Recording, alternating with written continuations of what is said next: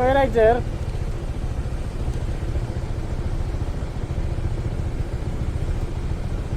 Ride po. Ride.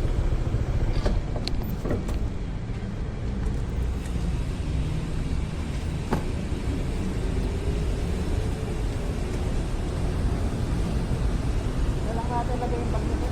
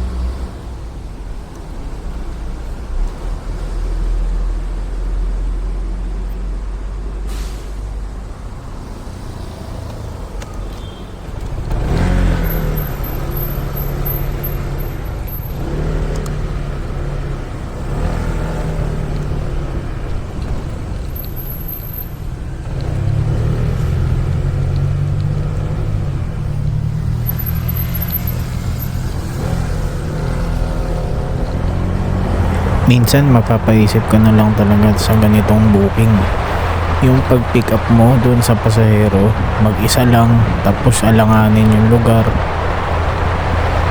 Ewan ko, minsan may inis ka.